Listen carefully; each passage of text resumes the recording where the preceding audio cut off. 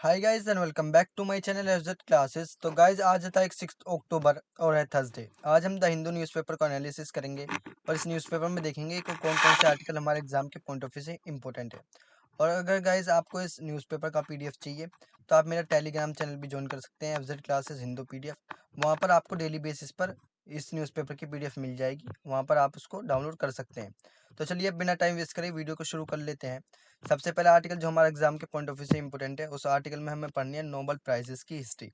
तो अभी क्या हुआ है, नोबेल प्राइजेस दिए गए हैं बड़े बड़े केमिस्ट को, बड़े बड़े फिजिशियंस को। और इसमें सबसे इम्पोर्टेंट जो प्राइज़ दिया जाता है वो नोबेल पीस प्राइज़ दिया जाता है। Nobel for work on click chemistry and quantum mechanics, यानी कि केमिस्ट्री के ऊपर और फिजिक्स के ऊपर जो उनकी अचीवमेंट्स हैं बड़े बड़े साइंटिस्टों की, केमिस्ट की, तो उनके ऊपर उन्हें क्या दिया गया है, नोबेल प्राइज़ दिया गया है। तो नीचे क्या दिए गए हैं, विनर्स दिए गए हैं। केमिस्ट्री में कॉलो आर बैटोजी, मॉर्टन मेल्डन और के बेरी शार्पलेस को क्या दिया है, केमिस्ट्री के अंदर नोबेल प्राइज़ दिया गया है। फिजिक्स के अंदर जॉन एफ क्लोशस, एल्पिन एस्पेक्ट, एंटोन जेलिंजर, इनको क्या दिया गया है, फिजिक्स के अंदर नोबेल प्राइज़ दिया गया है। तो हमें इस आर्टिकल में क्या पढ़ना है, नोबेल के बारे में। अगर नोबेल प्राइज़ की हिस्ट्री देखें तो एक इंसान थे जिन्होंने नोबेल प्राइज़ को एस्टेब्लिश किया था, उनका नाम था अल्फ्रेड बर्नहेल्ड नोबल। तो एक स्वीडिश ये इंसान थे जिन्होंने नोबेल प्राइज़ को क्या किया था, एस्टेब्लिश किया था। 21 अक्टूबर 1833 से इनका जन्म हुआ और 10 दिसंबर 1896 में इनकी क्या हुई, डेथ हुई। एक स्वीडिश केमिस्ट थे, इंजीनियर थे, इन्वेंटर थे, बिजनेसमैन थे एंड फिलेंथ्रोपिस्ट थे। He is best known for having bequeathed his fortune in establish the Nobel Prize। इन्होंने नोबेल प्राइज को क्या किया था, एस्टेब्लिश किया था। तो he also made several important contributions to the science, और इन्होंने बहुत सारे अपने कंट्रीब्यूशन दिए साइंस के अंदर। Holding 355 patents in his life times. Nobles most famous invention was dynamite, a safer and easiest means of harnessing the explosive power of nitroglycerin. It was patented in 1867. Nobel displays an early aptitude for science and learning. Nobel किसके लिए दिया जाता है, science और learning के लिए, particularly in chemistry and languages में। He become fluent in 6 language and filed his first patent at age 24। ये जो थे, ये जो शख्स थे, ये फ्लुएंट थे 6 लैंग्वेजेस में and filed his first patent at age 24 में इनको सबसे पहला इनको क्या मिला था, फर्स्ट इन्होंने पेशेंट को अटेंड किया था। He embarked on an many business ventures with his family, most notables ownings Bofors in iron and steel producer that he developed into majors manufacturers of cannons and other ornaments. अब हमें और क्या पढ़ना था इस article में, Nobel prize, peace prize के बारे में। तो Nobel peace prize one of the 5 Nobel prizes में से एक है, जो एस्टेब्लिश हुआ था by the will of Swedish industries, जिनके बारे में भी हमने क्या हुआ है, पढ़ा है। Inventor and armaments, military weapons and equipment manufacturers Alfred Nobel ने इसको क्या किया था, एस्टेब्लिश किया था। Along with the prize in chemistry के प्राइजेस के साथ फिजिक्स के, फिजियोलॉजी के, मेडिसिन्स के और लिटरेचर्स के। Since March 1901 it has been awarded annually. इसको क्या दिया जाता था, हर साल दिया जाता था। With some exceptions to those who have done the most of the best work for fraternities between nations, यानी कि जिसने नेशंस के लिए अपना बेस्ट वर्क दिया हो, अपना 100% दिया हो, उसको लेकर इसको अवार्ड्स को दिया जाता था। फॉर द अबॉलिशंस और reductions of an standing armies and for the holding and promotion of peace congresses, यानी कि जिसने पूरे साल क्या हुआ, पीस बनाए रखी हो, प्रमोशन किया हो, होल्ड किया हो पीस को, उसको ये प्राइजेस दिया जाता था। In accordance with the Alfred Nobel's will the recipients is selected by the Norwegian Nobel committee, यानी कि अल्फ्रेड नोबल्स के द्वारा जो recipients.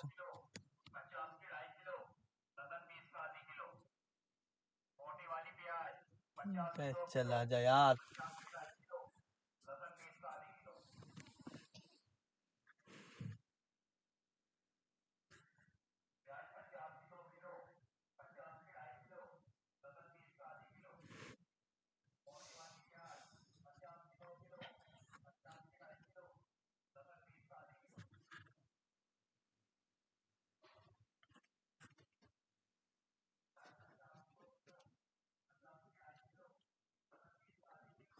In accordance with Alfred Nobel's will, the recipient is selected by the Norwegian Nobel Committee। यानी कि जो जिन्होंने इसको एस्टेब्लिशमेंट किया है, जिसने इनका एल्फ्रेड नोबल जी ने, उन्होंने कहा था जो रिसिपेंट हैं, जो इसको रिसीव करते हैं प्राइज़ को, उनको सेलेक्ट किया जाता है नॉर्वेजियन नोबल कमेटी के द्वारा। एक 5 मेंबर कमेटी है जिसको अपॉइंटमेंट मिला था किससे, पार्लियामेंट ऑफ नॉर्वे के द्वारा। सिंस 2020 में prize is awarded in an atrium of the University of Oslo, where it was also awarded 1947-1989. The Abel Prize is also awarded in the buildings. The prize was previously awarded in Oslo City Hall. पहले prize किस में दिया जाता था, Oslo city hall में 1990 से 2019 में। Norwegian Nobel institute 1905, 1946 and the parliament 1901 and 1904।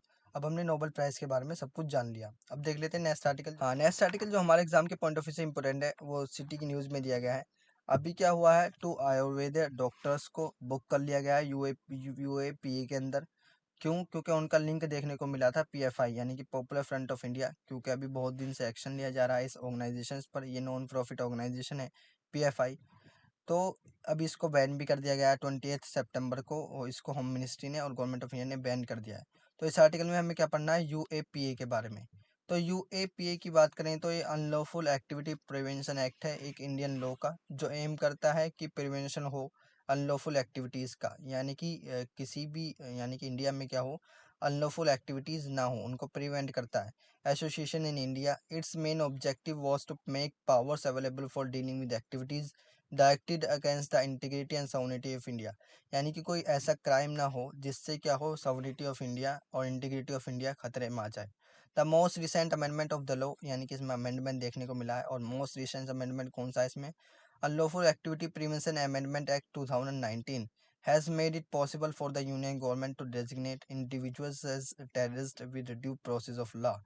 इसके अंदर जो अमेंडमेंट हुआ है, इसके अंदर अमेंडमेंट में यूनियन गवर्नमेंट को पावर मिल गई है कि वो किसी भी इंडिविजुअल्स को एज ए टेररिस्ट कह सकती है ड्यू प्रोसेस ऑफ लॉ के साथ। UAP is also known as an anti terror law. UAP को हम एंटी टेरर लॉ भी बोलते हैं। नेशनल इंटीग्रेशन काउंसिल ने अपॉइंट की थी एक committee on national integration and regionalization पर to look into the aspect of putting reasonable restriction in the interest of sovereignty and integrity of India.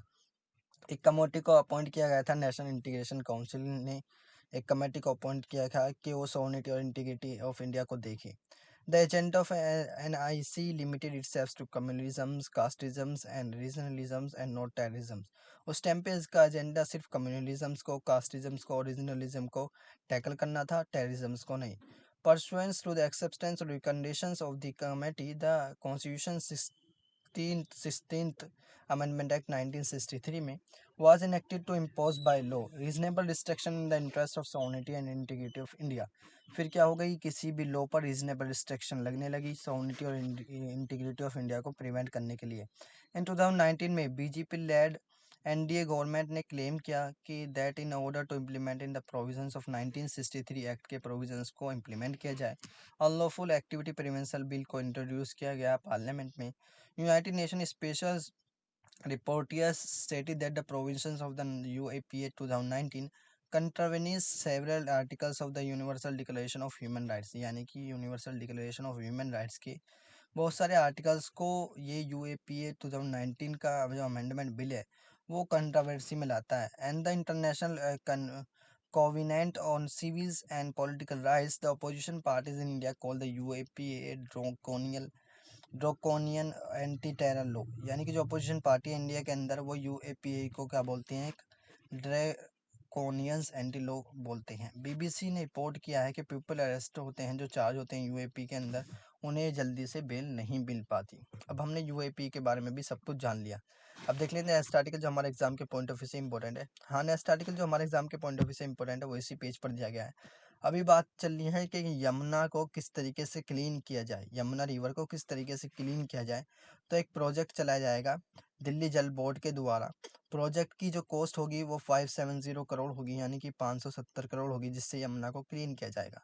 तो हमें क्या पढ़ना है, यमुना के बारे में, क्योंकि गाइस रिवर्स के बारे में हमेशा हमें पढ़ना है, क्योंकि रिवर्स से ही क्वेश्चन ज़्यादातर आते हैं पीवाईक्यू में, आप देख सकते हैं।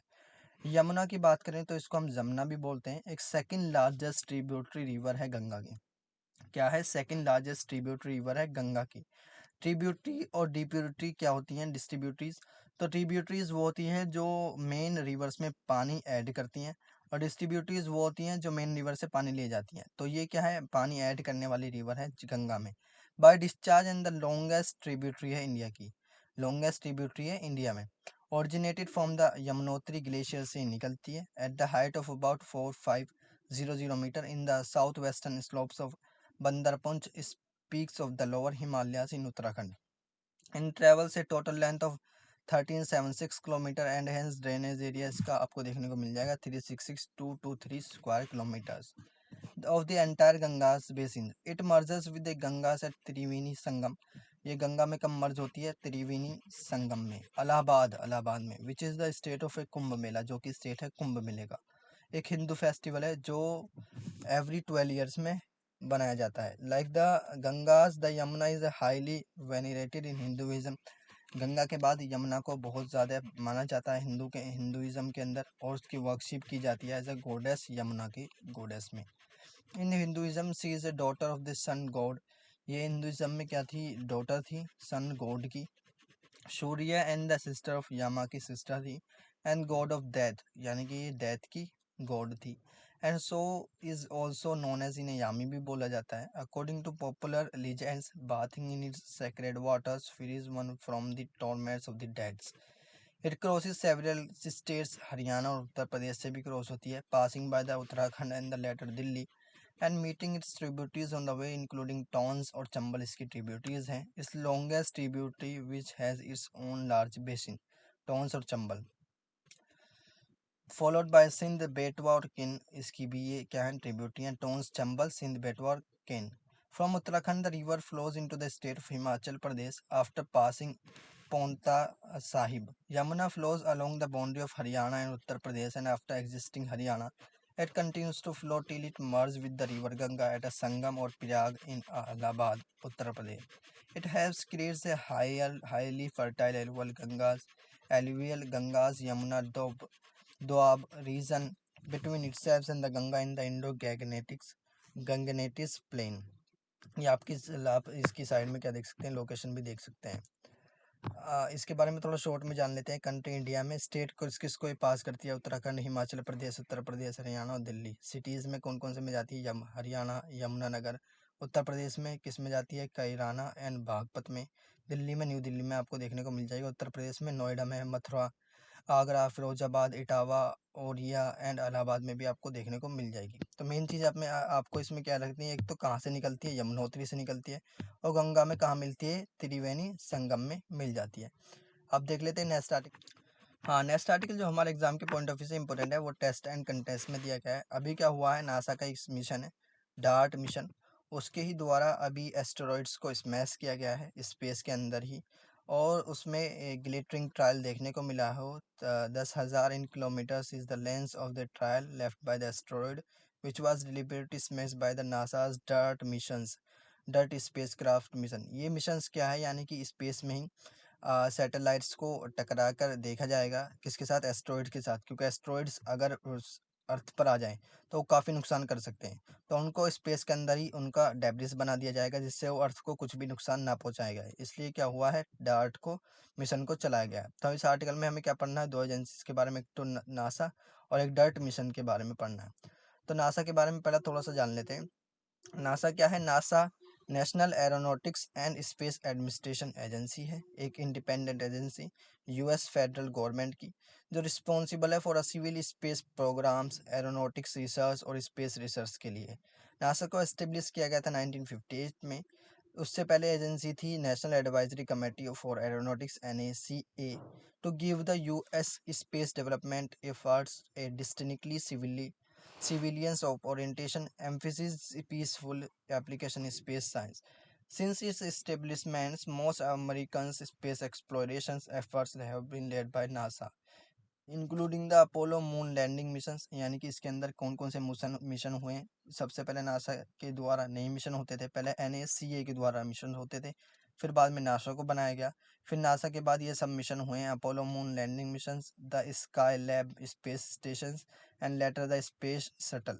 NASA is supported the international space station को नासा क्या करती है, सपोर्ट करती है, and is overseeing the development of the Orion spacecraft, the space launch system, commercial crew vehicles and the planned lunar gateway space station.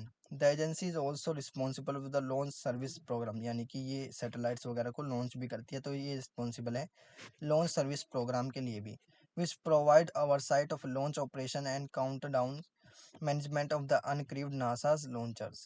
NASA's sciences focus on better understanding Earth through the Earth or observing system.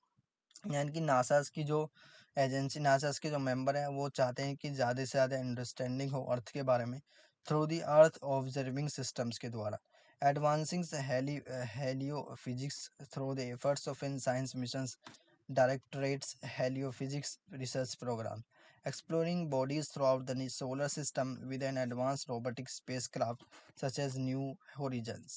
इनका क्या है, एक robotic spacecraft भी है NASA का, उसका नाम क्या है, new Horizons, and researching astrophysics topics such as Big Bang के बारे में भी रिसर्च कर रहे हैं through the great observatories and associated programs. अब नासा के बारे में थोड़ा शॉर्ट में जान लेते हैं। तो इसको फॉर्म किया गया था जुलाई 29 1958 में। इससे पहले कौन सी एजेंसी थी, national advisory committee for aeronautics.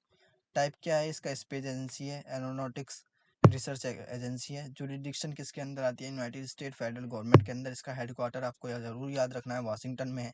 इसका मोटो क्या है, for the benefit of all, सबका बेनिफिट हो। एडमिनिस्ट्रेटर कौन है इसके, बिल नेल्सन।